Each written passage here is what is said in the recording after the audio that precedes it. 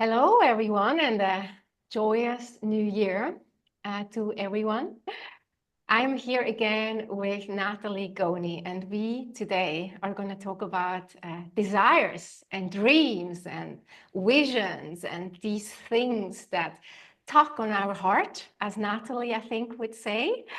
And how we, in our own personal practice, how we go about activate these things and bring them to life, bring them into movement, because there is a really, really dynamic and playful modality within nonlinear movement, which we call calling in, which can really help us to take it from vision boards, from journaling, more into the body, and through that into, I like to say, into every cell of our being. So I think my first question is to you, Natalie. Have you done a calling in practice yet this year for yourself? Mm. Um, I haven't actually. I feel very much still in like the kind of reflection and gestation stage. We were talking just before we hit record about energy and about both of us feeling this sense of kind of initial excited what's the word energy and about the future and about the year and about possibilities and direction and then coming into this week, certainly for me, I've kind of it's like I'm still reflecting, I'm still thinking about it, but what I have done is been journaling and also reflecting on some questions that include the body. So what my process is, and it's kind of funny to speak it out because I don't normally have like a process. It's just like a kind of intuitive sequence of things, but it's a really allowing time for this reflection, for the journaling, for the contemplation. And then as the weeks progress this month, I will start to do more I guess physical practice and calling in. I'm actually doing a calling in class with Michaela on Thursday, and you are too, actually, aren't you? So I think that will be the start of almost a year, like bringing in what I've been contemplating and thinking about into the body, and then seeing what happens with it. I think seeing if it is truly what I want to be following, or will it change and evolve? Mm. Mm. Yeah, and I love how you speak to there's sometimes such a sense of rush that we have to kind of, the new year is here, we have to rush into it. And both of us are familiar also, of course, with the Chinese New Year, because you still live in Hong Kong. I've been living there for a long time. And that kind of always made more sense to me once I get used to it, that the new year starts a little bit later, because we are still in the winter, right, in the Northern Hemisphere. And it's very similar to what you just said for me too, like over Christmas, there's been some time for journaling and visioning. Do you hear my dog right now? Or No. no? But I'm going to close my thing because there's someone down there at the door. Yeah. okay.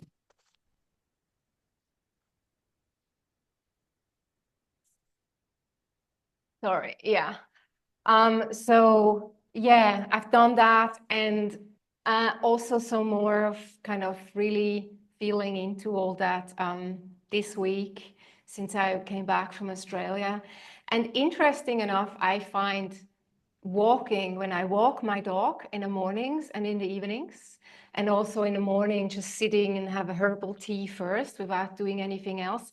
That's kind of where I start to bring it to some extent into the body and into the heart a little bit more, like from the paper, as I just sit or as I move with real walking. So all that has been happening, and some interesting insight has already come through, as we talked about before the start of this call. Certain things that felt like a true yes in December for this year, all of a sudden I'm like, no, I just don't feel excited about it. I don't feel motivated about it. I'm not sure if this is what I really want.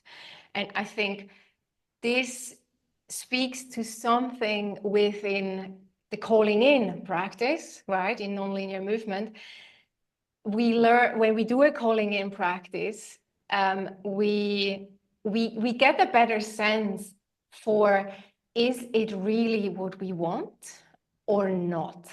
Is it a construct of the mind more? Or is it like, do I have the capacity for this or do I not have the capacity for this as I start moving it and I like to say acting it out. Yeah. So I think in a moment I want to talk about that maybe a little bit more, the difference between it being on paper or in our mind towards starting to bring it more into the body. And my first session with Michaela was a non-linear movement session where we did calling in. And I remember it was magical because it was during the new moon on at midnight when I was living in Singapore still. And yeah, I loved that session. It was so different and unexpected, and also first a little bit like, huh, what? What are we? Yeah, but I just went with it, and yeah, I really love that approach. And of course, this is something we can do anytime during the year. Like, right? We don't just need to wait for a new year to happen because new beginnings are happening all the time, but it's very potent to do, let's say, in January. Yeah, as we move into a new year. Is New there beginnings. anything you want to say to that? What was your first calling in session like? I can't remember. I think I remember I mean it's much more dynamic than perhaps moving what you're feeling. I really like having a practice that supports my thinking and visioning in a kind of dynamic way, because I mean the reason why I love nonlinear movement as a practice is, and many other movement practices, is because I love to think. I love to ruminate, contemplate, analyze. I'm a thinker. And I have to have practices that bring it into the body, that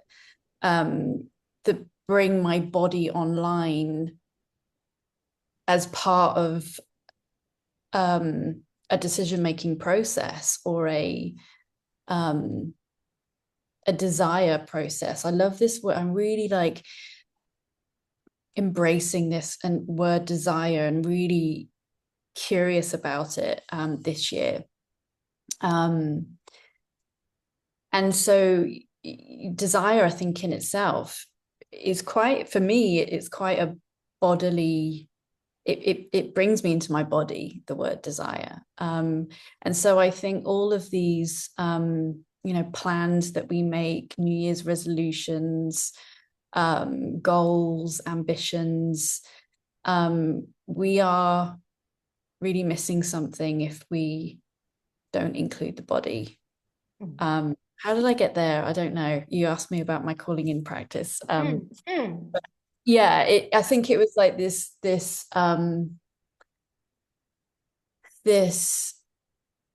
just the pleasure of being able to explore what I want through the body. Yeah. Oh yeah.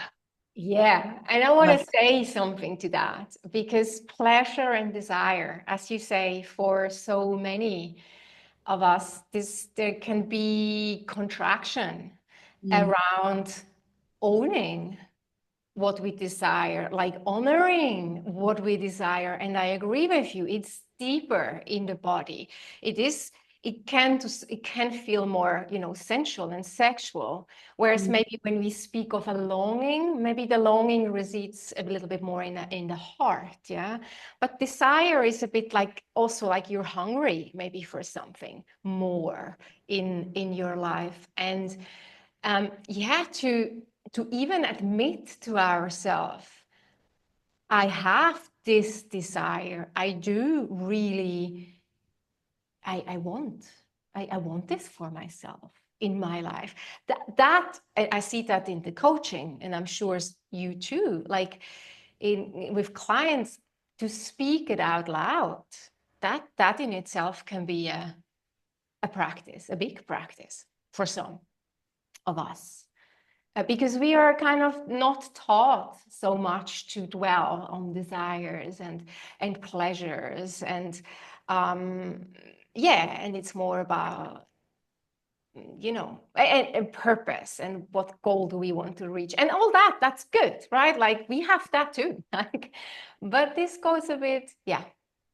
It's maybe a bit slightly different lens, and we have to bring the body in, right? We gotta bring the body in. And as we are like in non-linear movement, right, we always start out on all fours. We always start out close to the ground. And although we invite people to stand up if they want to in a calling in practice, because as you say, it's more dynamic, we the same thing applies that we want to get into the deeper layers of the body, like at deeper, like not layers, the parts like from the head down towards the hips and the belly, so we can mm, move the spine and all this. Yeah. yeah. Yeah. Yes. Bit of So, a revelation. mhm. I've had a bit of a revelation just as we're talking.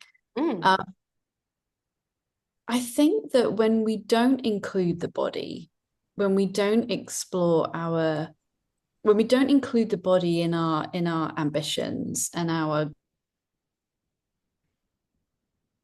Oh, I can't hear you somehow.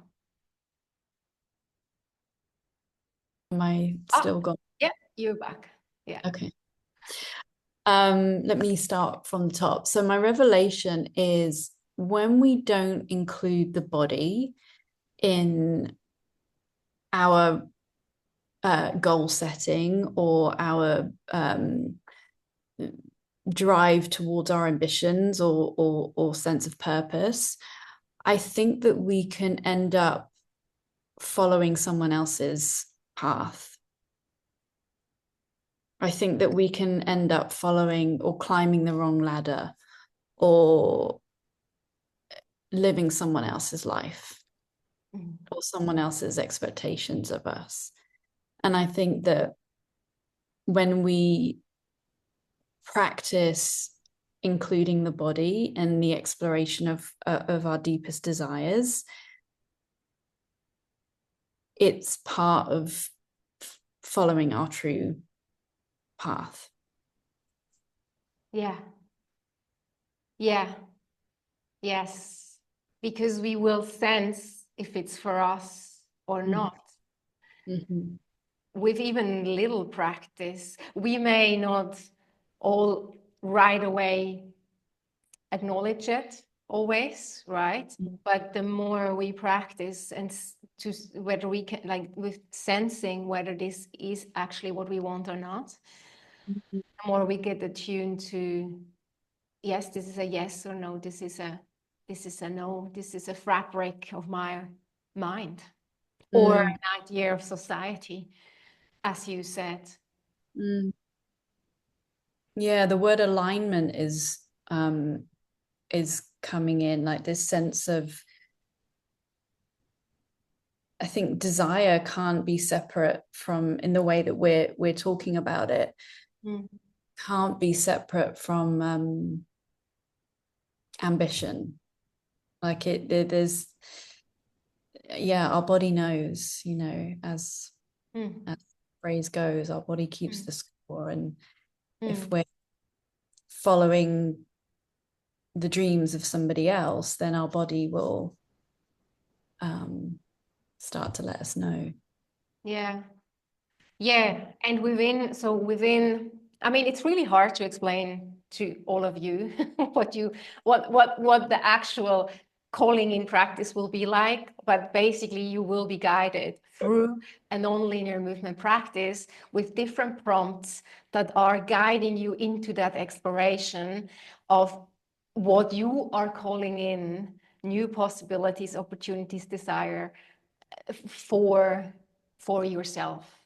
And then you will go with it. We guide you through it, right? And one thing I like about it is also that word or that thing about capacity, right? Because sometimes we maybe have a great idea for our work or for our private life, something we want to create even, yeah. But then if we start trying to act it out or try it on, yeah, in the calling in practice, we are like, it's Not just, it. yeah, not it. Or there can also be like, well, I don't have capacity for it. I would like it, but I need to either build more capacity within myself to have the energy to see this through, or, well, and one way to do that is letting go of something that's still current in our life, right? So maybe, like, depending on how strong the desire is for that new thing, which is not here yet, well, how important is it? Does something else need to give that is in our life right now? Can it happen at the same time? Because it's always anything that we bring in, anything new we want to bring into our life, it is always like just like an evolution happening, right? And it's new, so it may not feel comfortable. It may feel a little bit weird, even acting it out, because it could be a growing edge. Yeah. And so there's all that, like there's all sorts of things that can happen within a calling in practice, but it's purely done within this vessel. And that we rarely do that. We really rarely do that. And so that's why I love it, as you say, to support the analyzing, the reflecting, the all of that. Yeah, the contemplating. Yeah, and I think that with that, the beauty of the calling in practice is that you also might not have any idea what you want to call in. You might get on that mat and, still be very much thinking about the year that's gone and carrying the kind of remnants and the resonance of the past year. I know I still am.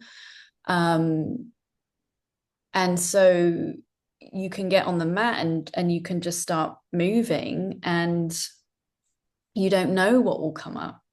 And actually I've had many nonlinear movement sessions where I've been really surprised about what's come up and what I thought perhaps I might be calling in. It's been something quite different, like a very different word has come into my awareness. So that's the beauty of it. Yeah.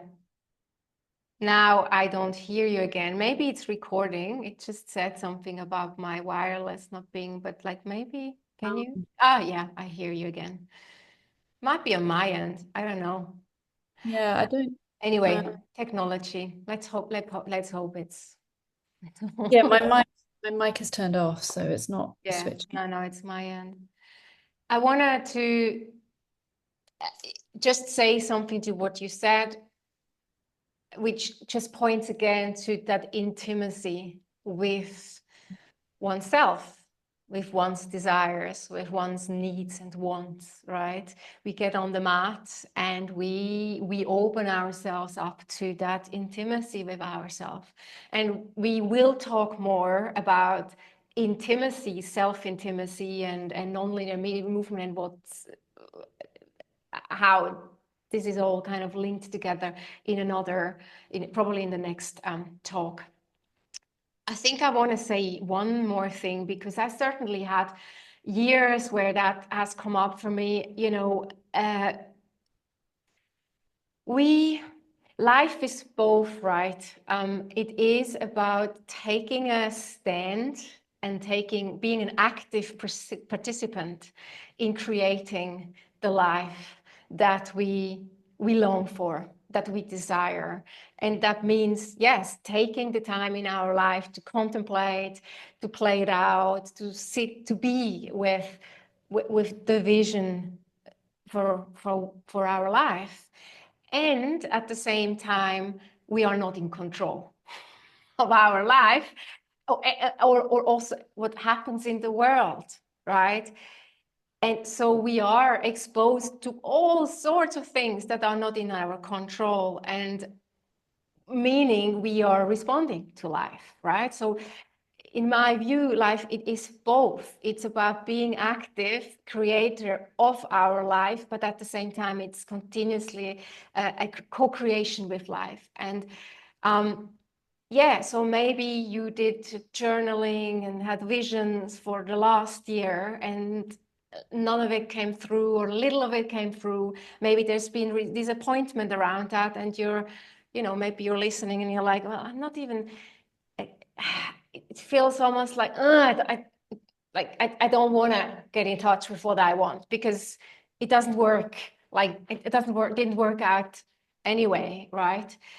And so I just want to say life is both, right? And yeah, there's lots of things that I've desired and been calling in, and they didn't happen, or they didn't happen in the way that I wanted them to happen. And then there's other things who definitely manifested, yeah, and came through. Maybe not always, right away, maybe a few months or even years down the line. Yeah. And that brings me to say that one of the emotions I think that can come up in a calling in practice is grief. Mm-hmm. Right? Because there's I think it can, and perhaps I talk from my own perspective, but I've certainly felt grief when I've really connected in with my desires, because then there's a feeling of perhaps I haven't got what I desire, or something is missing, or something that kind of brings you to your holes, your voids, and that can bring up grief. So we tend to kind of think of like calling in what we desire and embodying it, and it's like, yeah, okay, I'm gonna like know what I want, and I'm gonna get real clarity, and actually that might also be met with some grief too. I wonder what comes up for you as I yeah, well, I think really being in touch or connecting with our desires is a very vulnerable practice. Yeah. Because it's so intimate, and anything that's intimate is vulnerable. And that's why many people choose not to connect with their desires. So yes, to everything you said, there can be grief coming up, doubt. Yeah. Yet then we move in the nonlinear movement practice, what we move all that. So movement shifts things. Yeah. And so we don't get stuck then. So the grief and the physical sensation of grief is there, but it will not linger as such because we don't then go into the mind thinking about it too much because we keep moving, right? Which then shifts things again. There might be an emotional release and we move on into the next moment. Yeah. Yeah. Yeah. Yeah. And I think that thank you for that, because what it does, the movement, the continuous movement, is it allows us to have something instead of being had by it. So if we can have our grief, if we can feel it, if we can move with it, we're not necessarily had by it without realizing, which can cause all sorts of stuckness and unconscious behavior. And yeah, well, and we're not identifying with it, like we are feeling it, we are experiencing grief, but that's not all, that's never, no emotion is always, any emotion is never all of us, or no. all of what we are. We are so much more, each one of us. Our true self is more than that emotion. So the emotion is allowed to come. We don't have to identify with it. We need to feel it. We can move on, right? And in a movement practice, I find that so much, I find it easier when we bring it into movement, work with emotions. Yeah. Yeah. Yeah. Well, I'm mindful of the time. I would like to leave it here. I think today, is there anything else you still want to share? I know both of us have we have a calling in practice coming up. I call it embodied manifestation. I have one this Sunday, a session at 8 p.m. Dubai time, online, live online as always, and it includes also some soul-based journaling prompts. And you, Nat, have one on the 16th. Thursday the 16th, so next week at 8 p.m. Hong Kong time. Yeah, so again, it's almost like the whole globe is covered, no matter where you're listening from. You can choose either of our sessions, you can choose both of our sessions. And yeah, you can always just find that on our independent websites. And I will put that in the show notes again. Yes, any last word you want to say? No, just that every time we speak, I'm really enjoying talking about the practice, because it lights it up for me, and it reminds me again and again why it's so important to me as a practice, and how much I love it, and how much I want to go off and do it as soon as we've spoken. So yeah, thank you. Yeah, I think I will do I meant to attend Michaela's session tonight, but something I have been calling in has now started to come up, and it might be happening tonight. So I might go to that and do my own practice, or come to yours next week. Yeah, yeah. All right. Well, we will do this. We will continue this conversation next time, probably about intimacy and nonlinear movement. And yeah, stay tuned. And thank you for tuning in again and listening. Okay, goodbye. It's gonna stop.